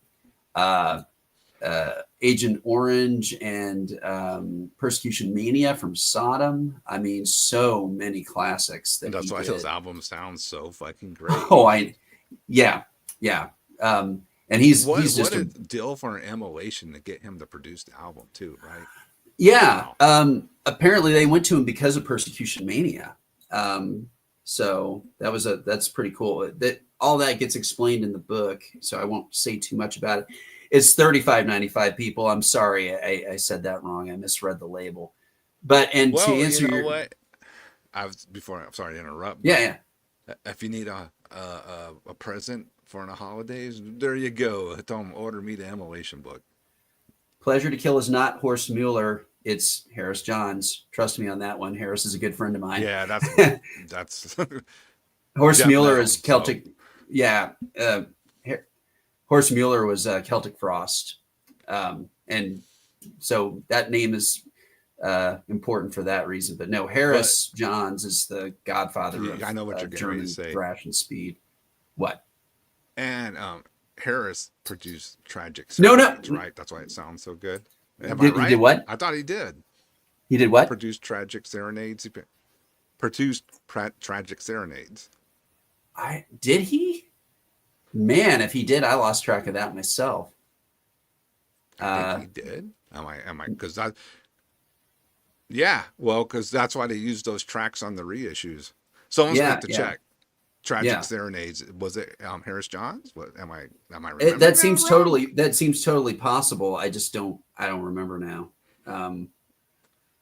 So it's like one of those ones where it's like how many times did I like sit and look at the record? Oh, okay, it was Harris. Cool. Awesome. All the better. So he did work with Celtic Frost. Yeah. Those 3 tracks sounded fantastic too. Yeah. Yeah. Yes. And that's important to mention. Harris produced the Morgengrau album. My wife Erica's band, of course, with Jake Holmes in it as well. And yeah. Nick. Yep, and Nick from Imprecation. So yeah, that was their. They have that's another one I'll mention since we're just talking about it. Morgengrau has 2 albums. Their second one was produced by Harris. It's called Blood Oracle, and it has that same dark looming feel about it. So you can find that online. That was Jake's kind of breakout band for him, and he's become quite a warrior since then. But he's been in every band in Texas since. Yeah, but Morgengrau was a really cool entry, and a great part of the Texas death metal underground while they were around. So anyway, but back to Immolation. Like I was mentioning, we toured all over the U.S. together in 2008. Then I went out and I was their stage tech in 2010 when they were out with Vader, which was really a blast. They were on Majesty and Decay for that album. So again, just I can't say enough about just it's so awesome when you get to go work for your friends. I mean, to me, that's seriously, those tours are like summer camp. Yeah. It was just like camp, it's just like, okay, yeah, I'll go ride around on the bus and set your amps up and have a ton of fun. Sure. It's like, who would say no to that? Well, I mean, people with jobs and kids and shit is who would say no to that, but I didn't have either at the time. So that was perfect for me. That was quite a good thing you had going for a while there, getting to go out on tour with bands and shit, because it really is like escape from fucking reality and just to be fucking doing metal shit 24/7, man. Yes, you got to do that just for a week with us with Marduk, and it was still amazing. Yeah, the longest I got to go, 2 weeks, but not on the bus. On the bus was a week with Marduk. Right. That's still probably like one of my top life experiences, just to go out and do that. So yeah. Yeah, that was a good time. And again, doing it everywhere forever. So yeah, I mean, and again, I just think about how many times I've seen Immolation live, how they never falter, how they always bring both the old and new material with such surety. And I mean, their repertoire of songs is crazy. I mean, they know, they have so many songs at the ready, like they'll rotate their playlist, as it were, or their set list. They played I guess it was the Decibel Beer Bash fairly recently. And if I hadn't been in Chile playing with Imprecation, I absolutely would have gone because it was an old school set. Ross and Bob are steadfast that they're never going to do like a full album playthrough. They're never going to do like a Dawn of Possession tour. Of those. Oh yeah. Yeah, I mean, popular nowadays. I don't have a problem with it at all. I think it's actually really cool. To see. I'll get my ass out to a show. Yeah. A Dawn Possession tour. Yeah.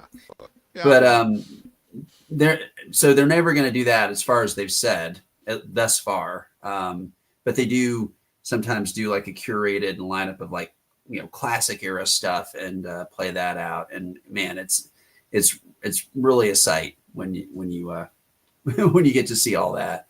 So, hey, thanks, T-Bone. Thanks. But their shows impact me all giddy things. Oh yeah. Thanks. No, that's cool. Thanks, chat. T-Bone. Yeah. Thanks for supporting. T-Bone. Thanks to everybody who supports this show. I mean, this is why we do this, to get the word out and just share with you guys. I consider these things like modern zines. Yeah, absolutely. For the modern age. Yeah, without any label pressure to push things that they want pushed and all that kind of thing. It's just what we like and what we hope you'll like too. And that's the word of mouth that is the underground. And the real underground operates that way. Yeah. Yeah. That's it's worth observing. I'm thinking about Immolation's impact. Their spiritual impact is huge, but because I would say their sound is fairly inimitable. It's not something that just any band can do. Oh yeah, we'll sound like Immolation. They have inspired a lot of really great bands. I mean, like I think Dead Congregation sounds a hell of a lot like Immolation, but in a good way. Just as one example. Yeah. To your point though, Immolation really does have their own sound. Yeah. Oh, definitely. It's not like the incantation genre scene that was going strong for a while. There were a lot of bands. Yes. Immolation sounds like Immolation. They are. Yeah. Like when you hear it, like, oh, that's Immolation. There is I'm suddenly forgetting their name and I feel kind of bad about it. They're newer. There is a band from Poland that sound insanely like Immolation. They're they sound like Here and After era. And shit, I'm going to hear this. Yeah, it's pretty crazy. I heard one of their songs. And I was like, holy fuck. I mean, it really, really, really sounds like them. And I'm just forgetting the name right now and I'm kicking myself. I mean, Immolation's aware of the band. But that's cool. All right. Yeah. And they support it. They support the bands that they've inspired. I think that's really cool too. Like kind of like Blasphemy does that as well. They're not. Yes. One of those knows they're like, oh yeah, we love it. We love that. Yeah. It's like what? No one intended when to emulate us. They fans like fucking like that. Yeah. Yeah, and another band I mentioned earlier that's from Quebec, dark death metal. They're called Phobocosm, Phobocosm, Phobocosm, heavily influenced by Immolation. Sam Dufour is the main guitarist in the band. He's a good friend. He sessioned in Trenchant when we played up at the Messe Mort, and he's an Immolation just maniac. And he and I, when we get together, we bore the shit at it. We'd get up there and we'd bore the shit out of everybody in the room, like his girlfriend, everybody else, because all we want to do is talk about Immolation and tell Immolation stories. And they're like, all right. Yeah. So I mean, again, their impact cannot be underestimated. They're such an important anchor band for the death metal movement. One of the pillars, of absolutely, for sure. For trivia, just in case any of you care, and I'm just proud of this, so I'll just throw it out there. Alrighty, let's hear it. Averse Saphira had Ross doing guest vocals on our final album, Advent Parallax, and we were really honored by that. We flew him down to Austin to hang out for the weekend and just do the sessions. And I'd never actually gotten to see him do his vocals not on stage, so that was really interesting. He never breaks them out when he's not on stage. He literally will not do it. Like people want him to do the voice, and he just won't do it. You know, and I respect that a lot. He wants to just keep it in that context. But the one thing I'll allow, a great story. It's at the end after he like nailed all his parts, and he did it in like 2 tries. It was perfect, you know, and. He's like standing there at the mic in the booth going, so do you want anything else? Is there anything else you want me to do? And I said, you know, I was like on the studio mic. I'm like, yeah, can you do Dr. Claw going, I'll get you Gadget? And he goes, I'll get you Gadgets, you know. in case you ever watched Inspector Gadget, I always noticed that Dr. Claw had Ross's voice. Next time, Gadget, you know. So That's yeah. awesome. And that's hilarious, dude. And then following that, much more recently, Bob Vinya did the solo on the title track for Trenchant's Commando Cult. And that was unbelievable too. It was so generous of those guys to lend their sound to bands that we were doing. And they're just great that way. They are really generous that way. They're great to their fans. They're great to the other bands that they tour with. I mean, they support everybody. They've always been, you know, dedicated supporters. They've never been out for themselves. Never heard anyone badmouth Immolation. The only person or people I had are that they're in the wrong. They're assholes. Yeah, they're assholes. That person's an asshole, so that would figure. Because no, they most people, you know, they have a stellar reputation with, you know, in the underground with people like just stand up dudes, man. Yeah, I mean, they're really supportive of every band that they have out on the road with them. I mean, they just, again, very generous, I mean, people referred to those guys a lot as gentlemen. And I think that's something that really applies to them, that is a kind of a shrinking commodity in the world today. Got, you know, actual legitimate gentlemen, especially in this rough and tumble scene. And, you know, they come by it so honestly, you know, it doesn't contradict anything they're doing on stage. That's the thing that's really important to note. It's not like, oh, well, it's just a front or an act or whatever. It's absolutely them. They're some dark dudes in their ways, but, you know, ultimately still great guys, lots of heart, lots of dedication, and lots of support. And yeah. Ross actually told me that years ago. God, this is like 20 years ago now. Somebody that I was talking to online said, oh yeah, I met Immolation at a show and they were really jerky to me. And I don't know what their problem was. Or when I was like, what, really? I've never heard that. And I mentioned that to Ross and Bob, and they're like, if that's what that guy was saying, he was the one being the fucking asshole. We'd never do that to anybody who wasn't being an asshole. I was like, oh yeah, you have to be right. I've never seen them. I never seen them. No, all the shows I saw them, they're very approachable to the fans and just cool dudes, and it's just happy to be there and that people are supporting them. Man, I never caught them like being like some old school European black metal band, standoffish with whatever the crowd or sad to say, but most of the Floridian bands, I mean, not all of them, but a lot of those old era Floridian bands really got up their own asses, and well, they start believing their own hype, Immolation. I've said this, I think it's in the book too. I've said the one thing about Immolation is that they could stand to be less humble, just a little bit. I think sometimes they don't even push as hard for what they deserve. I mean, they get what they need. I'm not their manager. Yeah, I know what you mean. But you know what I'm saying? It's like I think they actually have cause to be a little bit more arrogant or a little bit they more into it. Yeah, they've earned it. Yeah. And they're never going to do that. They're always just going to be those guys from Yonkers who love pizza and ice cream. That's seriously, we're on the fucking road. That's all we're trying to do is find out where's the place to get like good food. It's like, let's get some pizza, let's get some ice cream, let's get some cheesesteaks.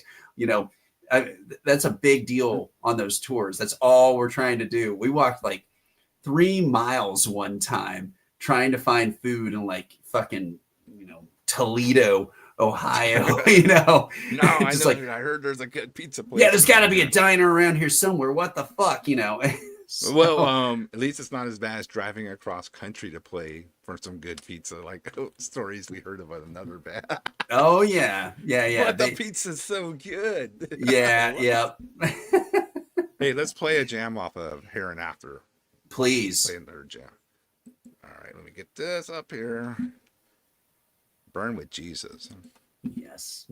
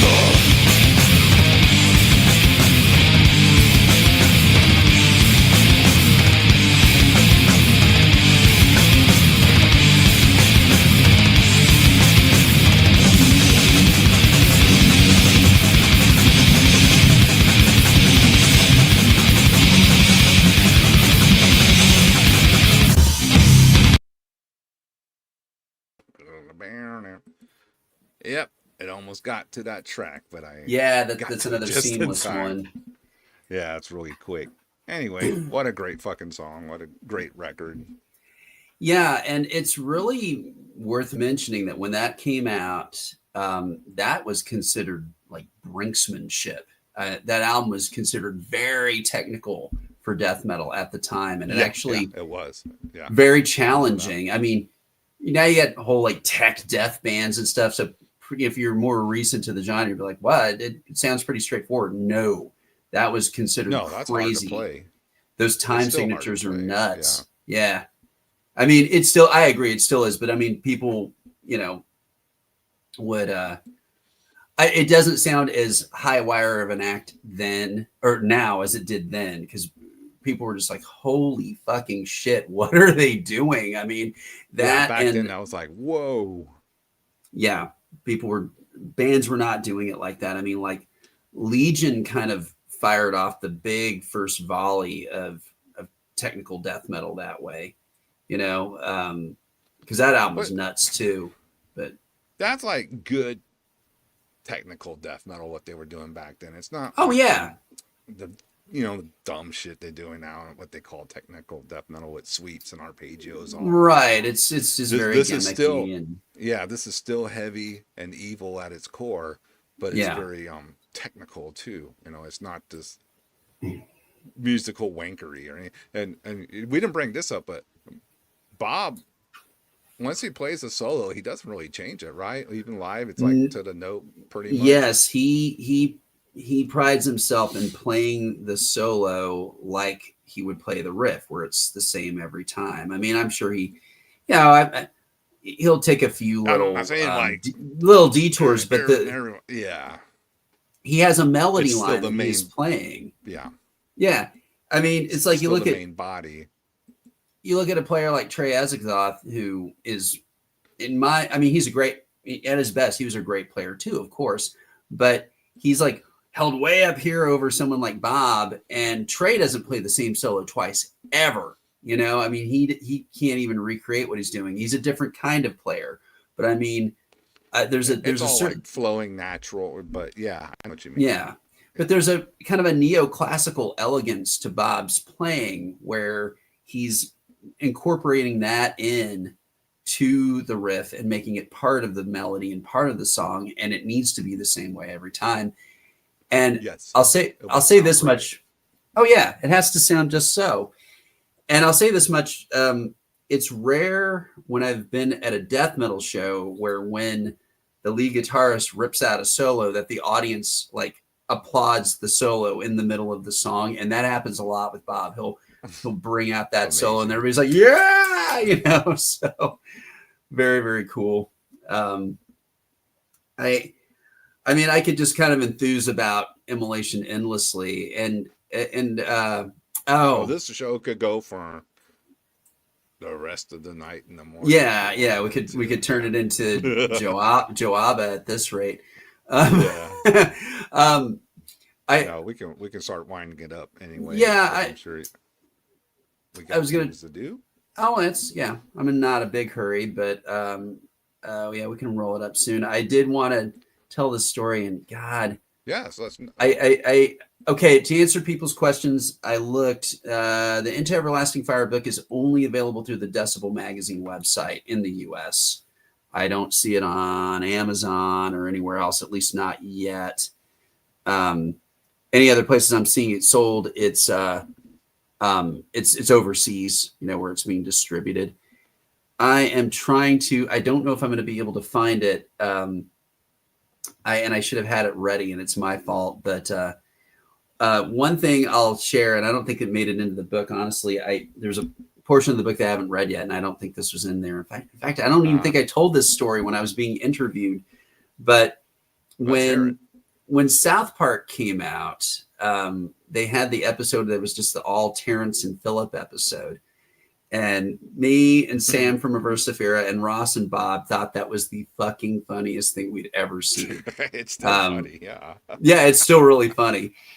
And that became just a running joke. Like, this is back in like 98 we're talking about. And that became a running joke. And we're always invoking it and always quoting it and always doing the voices.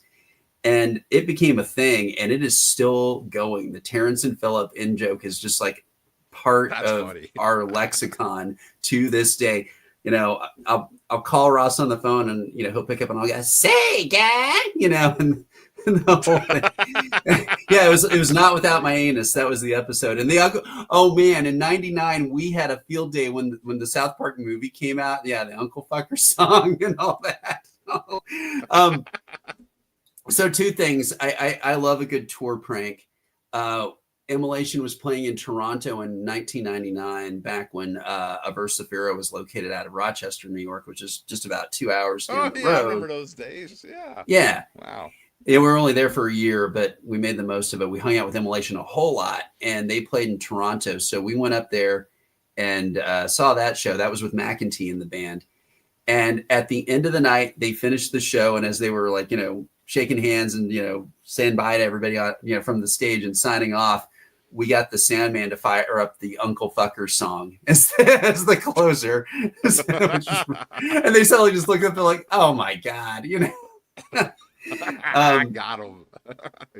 But great. Then when we went out on tour with them in 2008 with Aversifera, the final show was in Houston, and Sam and I made Terrence and Philip costumes, and we actually used poster board for the faces, so it looked just like the show because everything's made out of paper. It's all out. And we had the sweaters and, you know, the whole thing. And on their last song, I think they were closing out with "Close to a World Below." So they had the big bring down at the end, and you know, they're jamming it out. And Sam and I got up there and we were like, you know, doing the Terrence and Philip dance, and they just died laughing. They almost couldn't finish the song. I don't have the picture. I mean, I've got several pictures of us together with us with the costumes on. It looks so hilarious because it looks photoshopped. It looks like we photoshopped the Terrence and Philip faces onto our heads. But yeah, that's great. Yeah. Let me see if I can find it real quick. Why don't we play one more song? Yeah, I'll find it.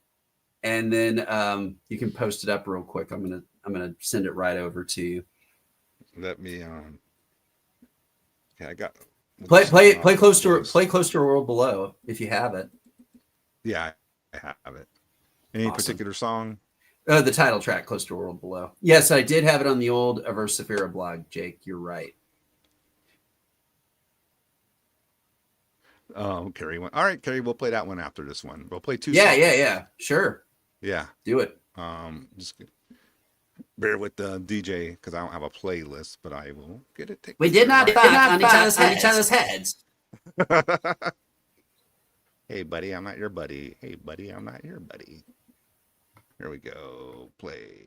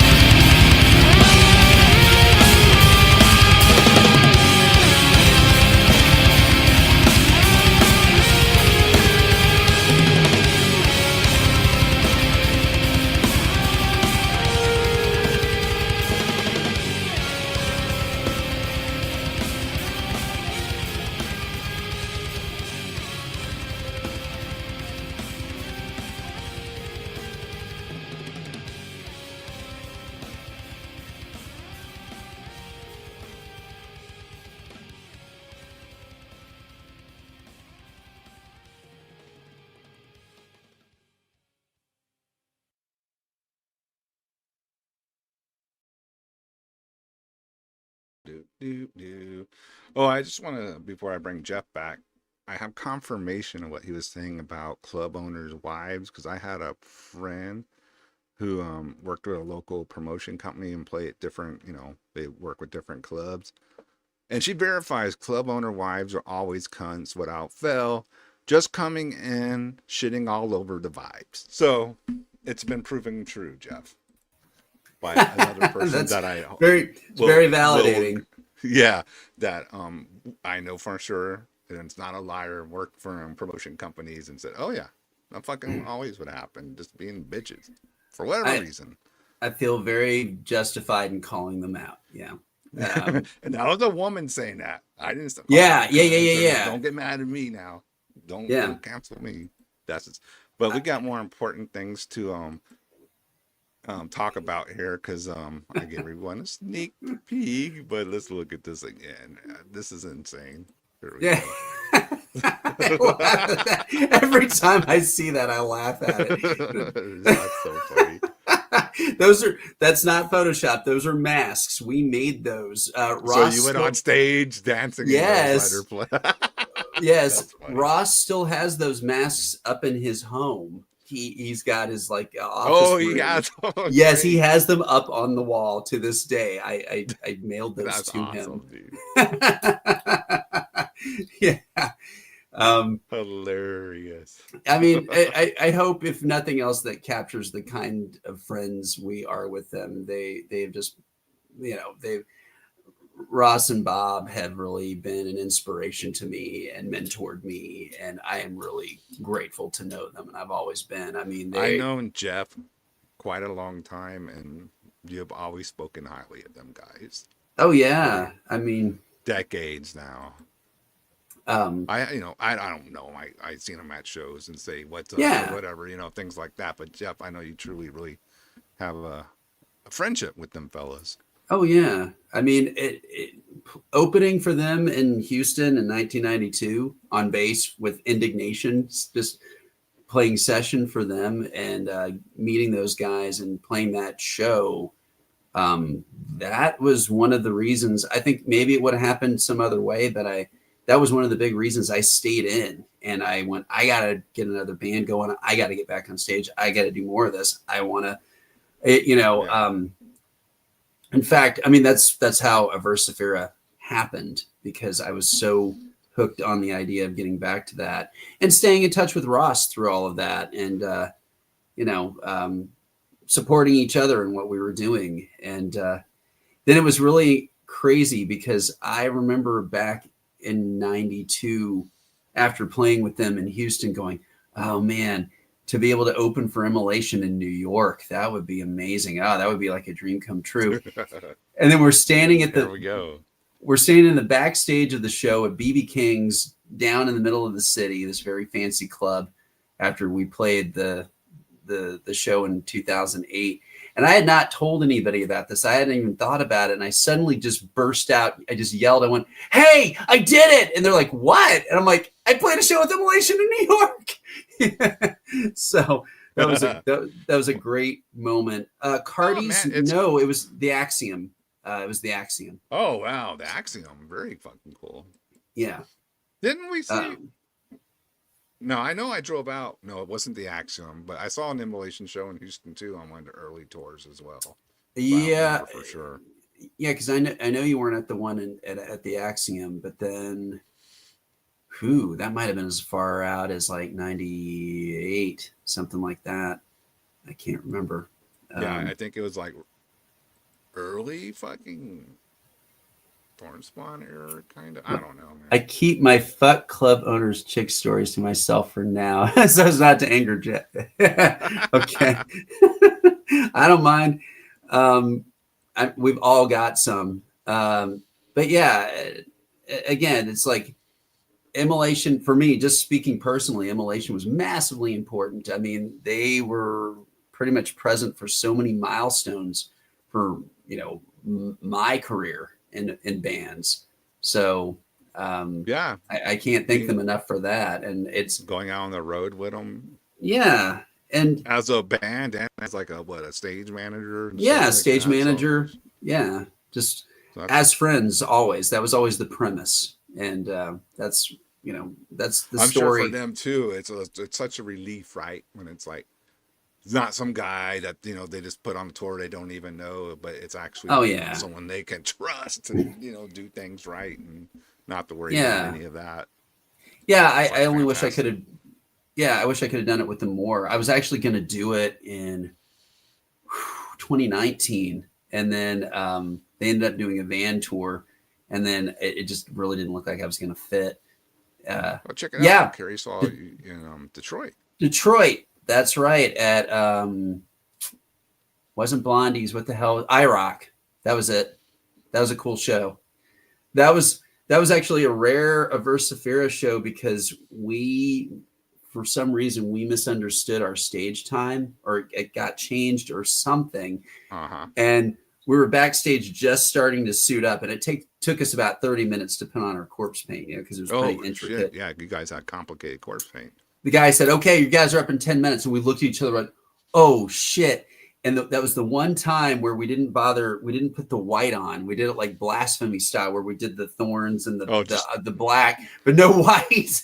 I mean, it looked okay on I stage. didn't know that. I don't think anybody noticed, but we're like, "Oh my God." Yeah, we're not gonna be able to do this. So yeah. Yeah, Immolation Cardi's in 2002. I was there for that. I saw them at Fitzgerald's back when that was still a thing. Saw them at that's interesting. The one place Immolation never played was the Showcase. This is a good question. Read this one. Yes, I did. I did manage to come up with a design for the corpse paint, and I do have all my armor and everything. It's like a lot of it's being repurposed from Aversifera, but I'm actually going to wear pieces of it that Erica, my wife, crafted for me that I never actually wore on stage. So there you go. Brand new to us. Name? Sorry. I don't know what you mean by name, T-Bone. I'm going by Wrath. Oh, stage name? Yeah, I'm just Wrath as always. I'm not going to change monikers. Yeah, that makes sense. Yeah. Don't need to do that. Yeah. So don't anyway, need to confuse the issue. Story. How many bands am I playing in right now? 3. Oh, I can name them: Trenchant, Imprecation, and Demoncy. Yep. Now Demoncy. So there you go. No, I wasn't going to change my name. I thought about modifying it a little bit by putting like a different subtitle on it or something, but I decided not to do that. You're not going to go by Rap SS or something like that. No. No. Okay. Plus, once they announced me as Wrath and formerly of Aversifera and all that, and they really put that in there. And and that I mean, if I do say so myself, for a black metal band like Demoncy, that generated a lot of buzz. So I'm not, Wrath AD. No, I'm not looking to. That's a good word. I'm not looking to rebrand or anything. So I'm just. It's still me, and I am Wrath, and vice versa. So that's it. And perfect to come out in Demoncy. Yeah, I'm happy for that, man. Thank you. I'll be on the show talking more about that in the new year. We've got 7 internet. I mean, I'm not trying to turn this into a Demoncy corner here, but we've so far got 7 different festival appearances we're doing next year all over the world. So it's becoming a whirlwind romance for everybody involved. So that's really, really cool. Cool. And we are going to play Joined in Darkness in its entirety. So there you go. That's never happened before. So that's really a big deal. Yes, Tina was right. I always get annoyed when people are tying up the bathroom with Coke. I actually announced at the last Destroying Texas Fest. That's a fact, though. You really got to use the restroom, and these knuckleheads in here doing below, and like motherfucker. Yes. And I announced, I said online on Facebook, I said, if you guys are tying up the bathroom doing Coke, I'm going to move into the bathroom as far as I can go and just going to start pissing. And luckily, I don't know if everybody just took me at my word or if it just was a different crowd, but at Destroying Texas Fest over the summer, I was getting ready to have to make good on my oath. And then I went in there and nobody was blocking up the bathroom. I was able to just take a piss. So, dude, anyway. that was amazingly true. The bathroom situation was pretty damn good. It wasn't like fucking having to wait, man. Yep. That was a fucking good call. Yeah. So it's like, I asked the club guy where the staff bathroom is. Yeah, that's fine. Do it there. And then had the club owner's bitch wife yell at you. What are you doing in here? This is where I only poop and piss. Yeah. Get out of here. We're the only reason you're in business. I remember, this is just random, but there's Ruby's this, gonna be selling her mirror. Let me say this real quick. Ruby's gonna be selling her mirrors by the bathroom. She's gonna make a fortune. All right. That everybody was just using their fucking house keys now. Everybody's fucking deadbolts are covered in coke. Pretty much. Little sniffers. Yeah. Just because we're talking about club owners' wives, I remember I was out with Marduk and there was an opening band from Italy called The Foreshadowing. They were like a doom band, really nice guys, but very Italian. And we were at the Rail Club in Dallas or Fort Worth. That place is kind of a piece of shit. I remember that place. Yeah, not great. And clubs closed, so we're always the men's bathroom is trashed even when the club is closed, and the women's bathroom is clean. So we were respectfully using the women's bathroom. We weren't stinking it up. We weren't making a mess. And then the club owner's wife was there, showed up and like saw a couple of us coming out of there, and she flipped out and was like going after everybody. And the guitarist of The Foreshadowing went, "Hey, relax." It was just so Italian. It was so perfect. Fucking awesome. Hey, relax. Yeah, hey, relax. But yeah, she needed to. But yeah, that doesn't actually dovetail with any immolation stories because we didn't, other than the chick at Rock Bottom yelling at me, we never had any issues with stuff like that. Oh, Plutonian did open that. That was fun. That was really cool.